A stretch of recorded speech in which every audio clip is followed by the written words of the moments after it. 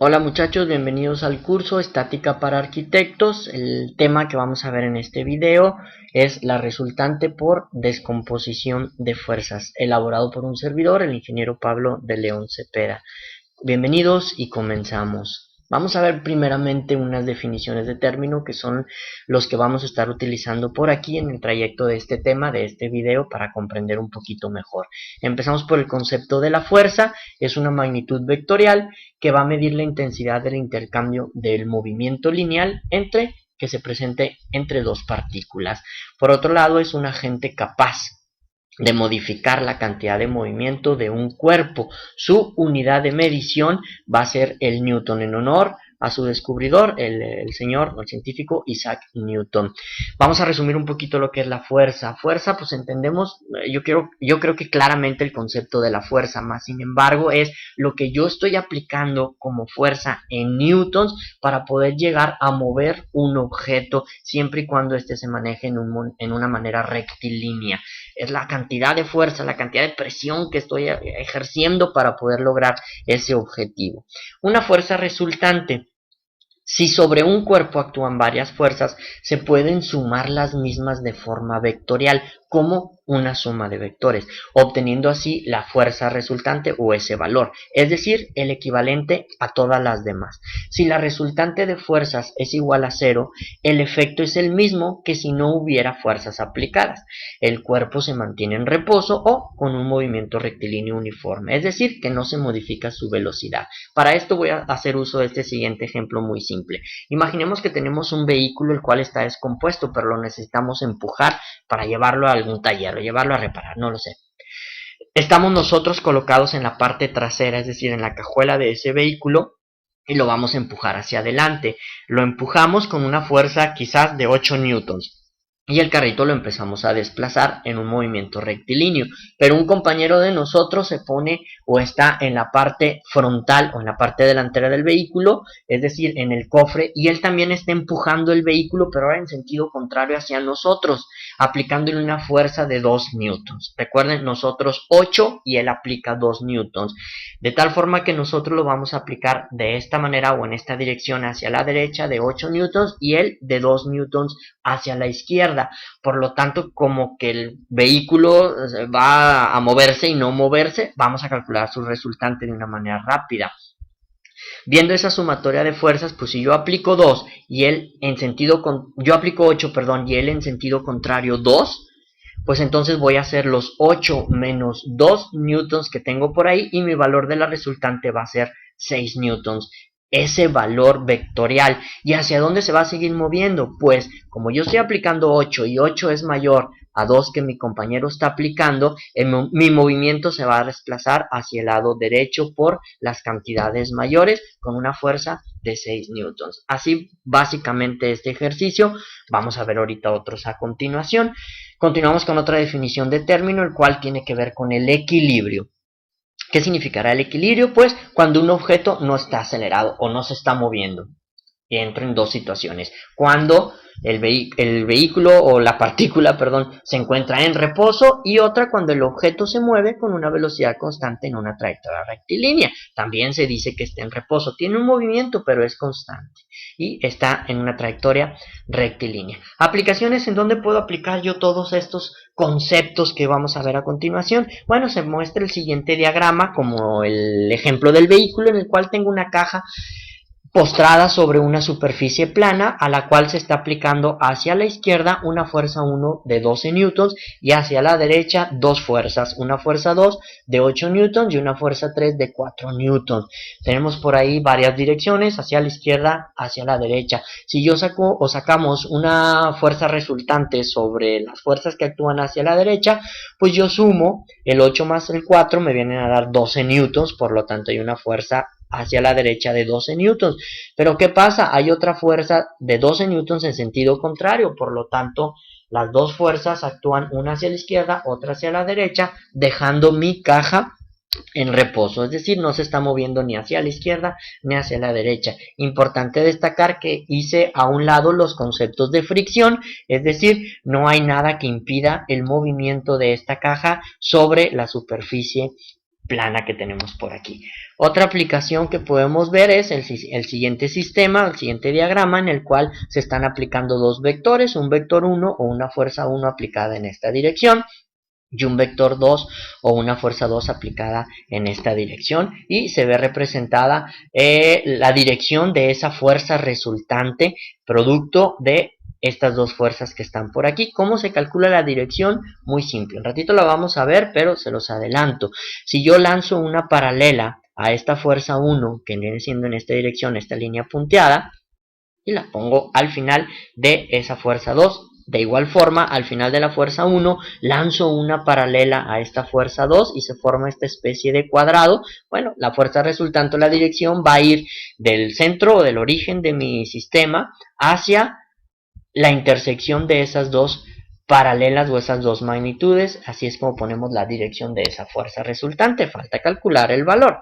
Otra aplicación cotidianas es en la ciudad de Monterrey, que tenemos el puente atirantado, en el cual pues están trazadas estas líneas o estos vectores plenamente bien distribuidas para sostener el peso que se está manejando sobre las avenidas que cruzan por ahí. En otras ciudades del mundo también se aplica los mismos conocimientos, los mismos conceptos para distribuir diferentes tipos de estructuras o puentes y mantenerlas en este caso en equilibrio. Vamos a ver el formulario a utilizar para la solución de estos problemas y las repartimos en dos vertientes, una sobre el eje de las X y otra sobre el eje de las Y. Comencemos por el eje de las X, en el cual se está estableciendo una sumatoria de fuerzas en X va a ser igual a 0. Hay que identificar que todas estas sumatorias de fuerzas es sumar todas y cada una de las fuerzas que se están aplicando. Fuerzas en X, o esa sumatoria de fuerzas en X, va a ser la fuerza 1, aquí hay un error, la fuerza 1 por el coseno del ángulo, más la fuerza 2 por el coseno del ángulo, más la fuerza 3 por el coseno del ángulo, más etcétera, siempre y cuando así lo tenga mi problema. Hay que sumar todas las fuerzas correspondientes que se apliquen en este eje. De igual forma, el eje Y, una sumatoria de fuerzas en Y, va a ser igual a 0 y vamos a hacer el desglose de todas. La sumatoria de fuerza en Y va a ser la fuerza 1 que se está aplicando por el seno del ángulo, más la fuerza 2 que se esté aplicando por el seno del ángulo, más la fuerza 3 que se esté aplicando por el seno del ángulo, si así lo tuviese nuestro problema. Lo que es importante destacar aquí para ti es lo siguiente: siempre que estemos hablando sobre el eje X vamos a hacer uso del coseno del ángulo, y siempre que estemos hablando sobre el eje Y vamos a hacer uso del seno del ángulo. Senos, cosenos, funciones trigonométricas que están representadas sobre este triángulo, ya lo conocemos, el cual tenemos un ángulo. Tenemos cateto opuesto, cateto adyacente y la hipotenusa. ¿Por qué? Porque vamos a hacer uso también de esas funciones trigonométricas que son del seno, coseno y la tangente. ¿Cómo obtengo el seno del ángulo? Pues con la división del cateto opuesto sobre la hipotenusa. ¿Cómo tengo el coseno del ángulo? Cateto adyacente entre la hipotenusa y la tangente del ángulo, cateto adyacente entre el cateto opuesto.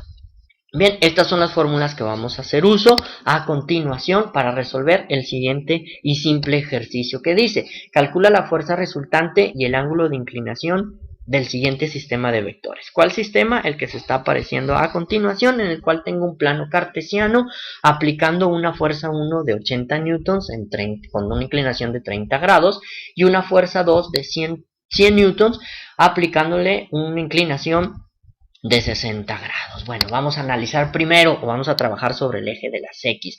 Hay que identificar plenamente qué fuerzas o qué vectores son los que tienen un vector sobre el eje de las X para hacer esa sumatoria de fuerzas, y hacemos lo que a continuación se muestra. Yo veo aquí el fuerza 2 o esta fuerza 2 que se está aplicando de 100 newtons que tiene o se está aplicando sobre el eje X. Si yo aquí lanzo una línea imaginaria, pues veo que se está aplicando una magnitud sobre este X, por lo tanto la colocamos una fuerza 2. Y esta fuerza 1 también lanzamos una línea imaginaria, bueno, está sobre el eje X, pero sobre las partes negativas o sobre su lado negativo.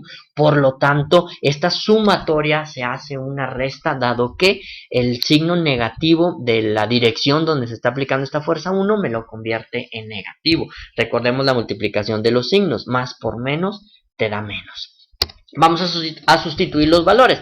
Esta fuerza 2 tengo que son los 100 newtons por, recordemos, cuando estemos sobre las X, coseno. Por el coseno de este ángulo menos los 80 newtons de esta fuerza por el coseno de los 30 grados. Si tú realizas en tu calculadora el coseno de 60 y se lo multiplicas a 100, viene y te va a dar un resultado de 50 newtons. Menos, igualmente en tu calculadora, coseno de 30 grados por los 80 newtons te viene a salir 68.8 newtons. Y eso lo restamos, o lo sumamos por así decirlo, te viene a salir una fuerza resultante o una fuerza aplicada en el X, en el eje X de menos 18.8 newtons. Lo mismo la analogía o el mismo procedimiento sobre el eje Y. Vamos a ver todas las fuerzas que se aplican sobre Y. En este caso sobre la Y tengo, si yo lanzo esta línea imaginaria, pues estoy aplicando algún valor sobre la Y. Es la fuerza 1 y igualmente la fuerza 2 tengo sobre la Y. Nada más que aquí el signo es positivo. ¿Por qué? Porque ambas, la 1 y la 2, fuerzas se están aplicando sobre el lado positivo de las Y. Vamos a sustituir los valores.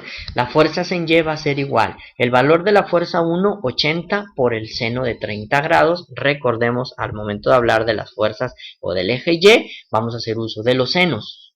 Más la fuerza 2, que son los 100 newtons por el seno de 60 grados. Si esto lo realizamos en nuestra calculadora, vamos a obtener el seno de 30 por los 80 newtons, me viene a dar 40 newtons, más el seno de 60 por los 100 newtons, me viene a dar 86.6 newtons. Si estas fuerzas las sumamos, me viene a dar un total de 126.6 newtons sobre las fuerzas ejercidas en el eje Y. Vamos a calcular la fuerza resultante. ¿Cómo? De la siguiente manera. Vamos a sumar ahora estos dos resultados que tenemos del X y de la Y. Menos 18.8 newtons más los 126.6 newtons que tengo por aquí, me viene a dar un valor de fuerza resultante de 107.8 newtons. Ese es el valor numérico. ¿Pero qué dirección tiene? Lo resolvemos sobre el siguiente sistema que está por aquí.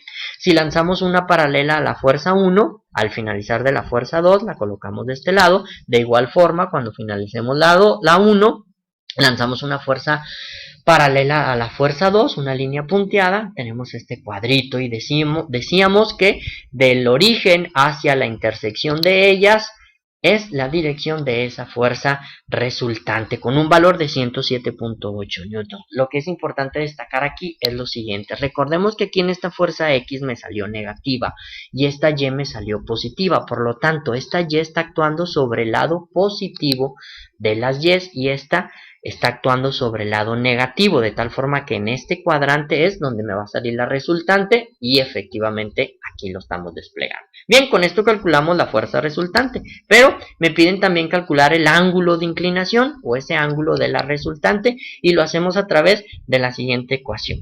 La tangente del ángulo es igual al cateto adyacente sobre el opuesto. ¿Por qué estoy haciendo eso?